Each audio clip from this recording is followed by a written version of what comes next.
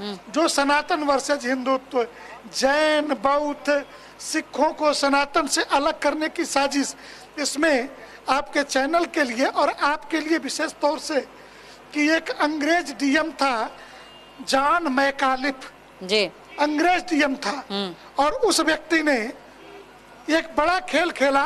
वो कहा कि मेरा मन परिवर्तित हो गया और मैं सिख बनूंगा, और उसी व्यक्ति ने अकाली सिद्धांत की रचना की कि जो सिख हैं, जो गुरुओं के शिष्य हैं, जो सिख कहे जा रहे, ये गैर हिंदू हैं। इस सिद्धांत का प्रतिपादन करने वाला जॉन जे.एफ. मैकालिफ है। दूसरी एक बात मैं पूछता हूँ कि जाति गणना भारत में जाति पर 1857 से पहले कोई भी पुस्तक, आप गूगल पे सर्च मारिए, जो भी आपके पत्रकार बंधु हैं वो सर्च मार के मुझे बता दें। पहली पुस्तक है जॉर्ज एस ग्रियर्सन की, जातियों पर आधारित the caste of language, 7 volume में है जी। 7 वॉल्यूम में यह पुस्तक जो है हिंदुओं को जातियों में बांटा जाए। मैं पूछता हूँ जात सर्टिफिकेट देता कौन है जी? जात सर्टिफिकेट डीएम के ऑफिस से जारी होता है। ये जो नेता जाति का रोज रोना रोते हैं, ये सभी संसद और विधानसभाओं में सर्वसम्मति से प्रस्ताव ला करके जाति समाप्त कर दें। हमारे यहाँ से कास्ट सर्टिफिकेट जारी तो होता नहीं। आप आइए कुंभ में देखिए। इसलिए हिंदू समाज को बांटने का षड्यंत्र सनातन वर्सेज पुरातन, सनातन वर्सेज हिंदू, सनातन वर्सेज सिख, बौद्ध, जैन। आपके जानकारी के लिए हमारे अब आप 13 अखाड़े हैं। 13 अखाड़ों में 7 सन्यासी के हैं, 3 सिखों के हैं और 3 वैष्णवों के जी। आपने सनातन का इतना बढ़िया इलैबोरेशन किया और बीच में आपने जिक्र किया कि जो गैर सनातनी हैं उनको प्रवेश नहीं।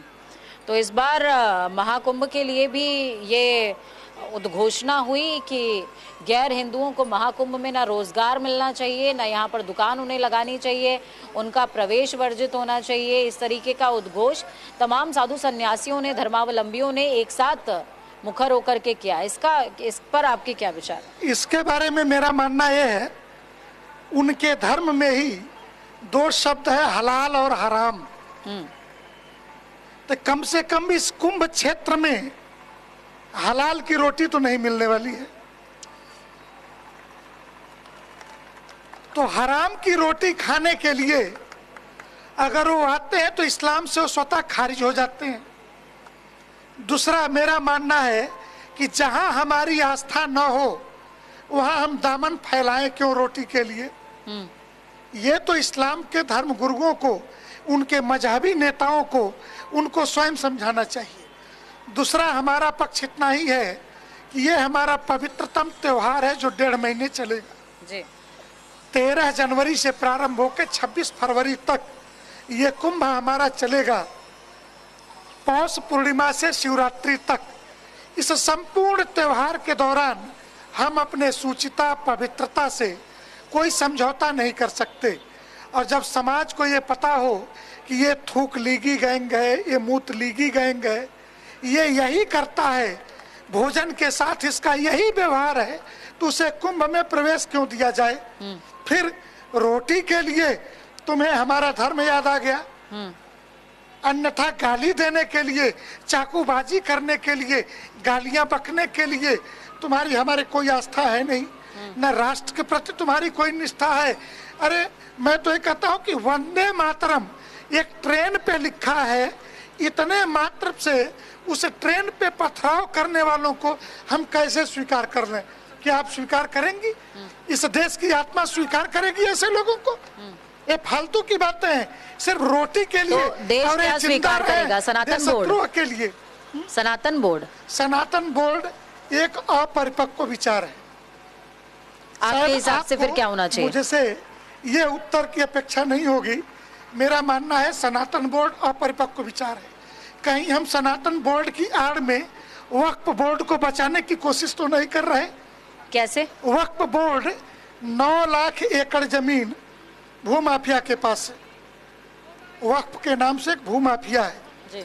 दुनिया के 56 इस्लामिक देशों में क्या आज तक कभी किसी ने वक्फ का अर्थ दान होता है? क्या किसी ने अल्लाह ताला को जमीन दान नहीं दी? 56 इस्लामिक देश है और 56 में कहीं वक्फ बोर्ड नहीं है। सिर्फ इंडिया में, हिंदुस्तान में ही अल्लाह ताला को जमीन दान में मिलती है। और किसी की जमीन कहीं उठा करके बता दो। इस्लाम पैदा होता है 1400 साल में, भारत में आता है 6ठी शताब्दी में, और 1500 साल पुराना गांव वक्फ बोर्ड के नाम चढ़ जाता है। ये सरासर गुंडागर्दी नहीं तो और क्या है?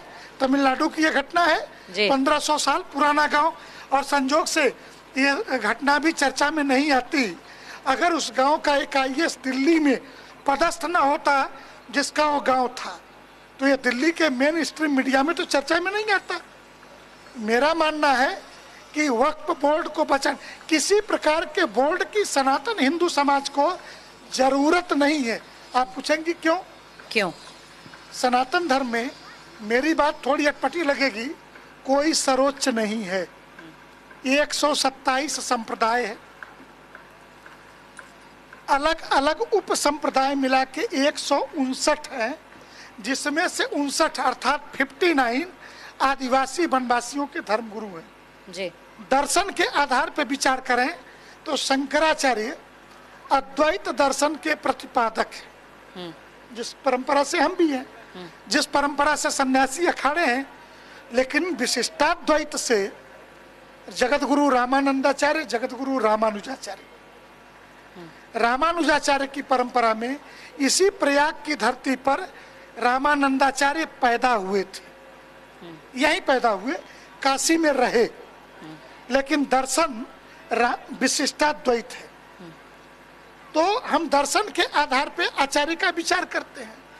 तो हम ऐसा कैसे कह दें कि यह दर्शन सर्वश्रेष्ठ है, यह दर्शन जो है मुंडे मुंडे मतिर्भिन्ना, जिस गुरु के माध्यम से जिसे मोक्ष की प्राप्ति हो गई वही गुरु उसका श्रेष्ठ है।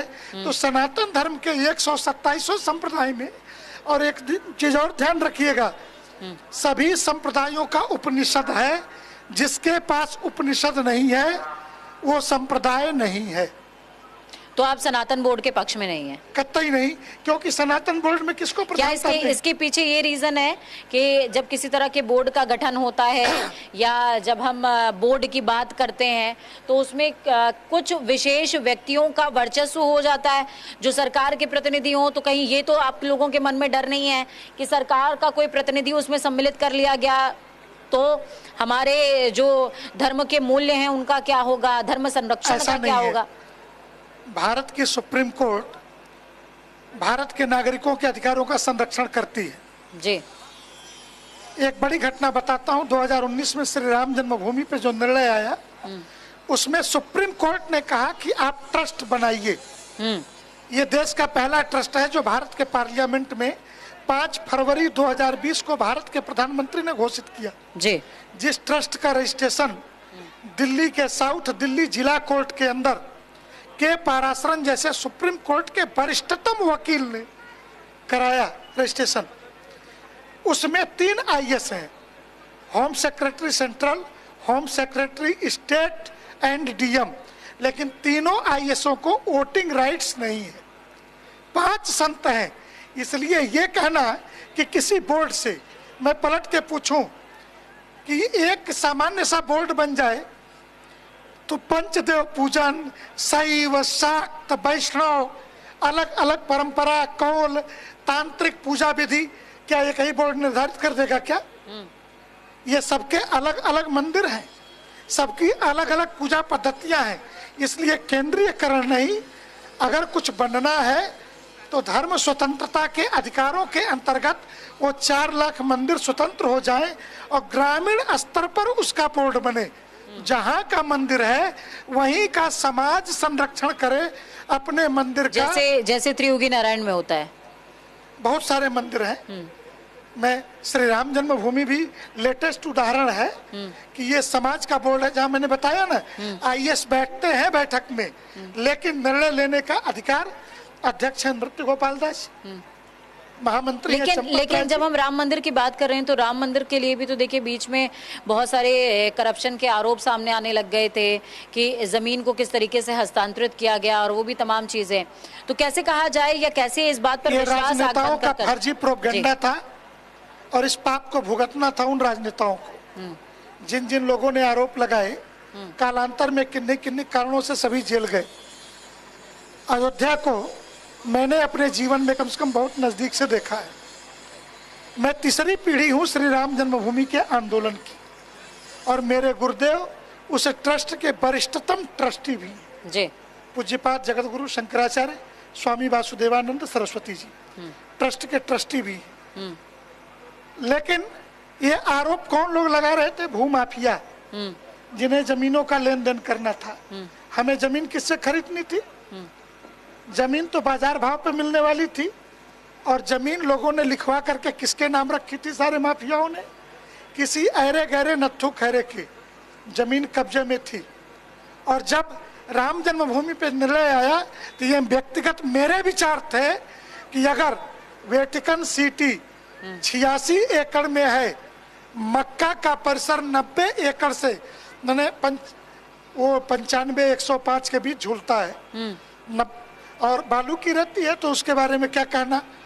तो हमने कहा लेकिन राम जन्मभूमि कम से कम 108 एकड़ का परिसर होना चाहिए, और तत्काल में 76 एकड़ का परिसर था।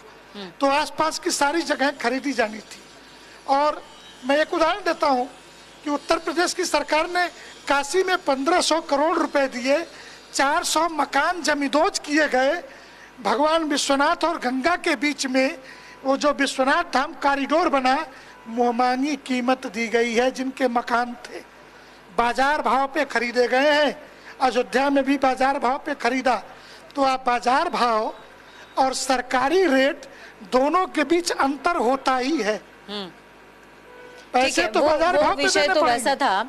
अब चलिए हम देखिए, अब चूंकि इस सेशन के लास्ट में हम आ चुके हैं और गंगा के तट पर मौजूद हैं, ये समागम हो रहा है, महाकुंभ का समागम है, और न्यूज़ इंडिया भी एक समागम का आयोजन कर रहा है। एनजीटी ने सर अभी रिसेंटली एक रिपोर्ट जारी करी थी महाकुंभ से जस्ट पहले ही। उस रिपोर्ट में कहा गया कि माँ गंगा की जो अविरल धारा है वो उतनी अविरल नहीं रही कि आप उसका पान और आचमन कर सकें।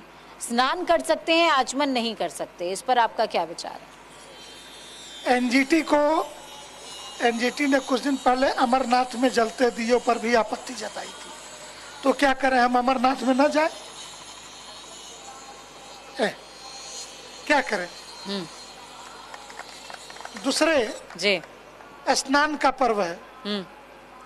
गंगा के बारे में 4 शब्द हैं, दरस परस मज्जन अरु पाना। सारे गंगा क्या है? त्रिपथगा है। त्रया शूल निर्मूलनम शूल पाणी। भगवान शिव के जो त्रिशूल धारण करते हैं उनके सर पर भागीरथी अलकनंदा मंदाकिनी की ये धारा जो देवप्रयाग से गाम गतेत इति गंगा, ये गंगा आती है। और प्रयाग में आते ही पुनः 3 धाराएं गंगा, यमुना और अदृश्य सरस्वती का यहाँ पे मिलन हो जाता है, जहाँ हम स्नान करते हैं। बिल्कुल। मैं आपसे पूछता हूँ कि दुनिया के किसी संप्रदाय में बेथिंग कंसेप्ट है क्या? स्नान का सिद्धांत इस्लाम में, क्रिश्चियनिटी में नहाने का सिद्धांत और समूह स्नान तो एकदम नहीं है। दुनिया के 5 देशों के वैज्ञानिकों ने काशी हिंदू विश्वविद्यालय के गंगा विभाग के अंडर में रिसर्च करके दिया कि समूह स्नान से इम्यूनिटी बढ़ती है। पूरे कोरोना में इम्यूनिटी बढ़ाने के लिए WHO दवाई बता रहा था, लेकिन समूह स्नान नहीं बता रहा था। ये दुनिया भर के वैज्ञानिक बता रहे, और ये हजारों साल से हमारे ऋषियों ने बताए। रही बात एनजीटी की, जब कुंभ आते हैं तभी उसे याद आती है। तो यानी कि पर्वों पे गंगा है ये बात महाराज जी समय कम है। देखिए, हम गंगा के महात्म्य की बात कर रहे हैं, हम गंगा की बात कर रहे हैं, हम गंगा तट पर महाकुंभ की बात कर रहे हैं, उस महाकुंभ की जिसका महात्म्य महापर्व से बिल्कुल कम नहीं। तो पुण्य फले महाकुंभ चले, आप महाकुंभ आइए। महाकुंभ का आयोजन न्यूज इंडिया भी इस समागम का आयोजन कर रहा है। जितेंद्रानंद जी हमारे साथ में थे, जिन्होंने सनातन के अलग अलग पहलुओं पर अपने विचार साझा किए। बहुत बहुत आभार। वक्त यहाँ पर एक छोटे से ब्रेक का, ब्रेक के उस पार लगातार समागम जारी है।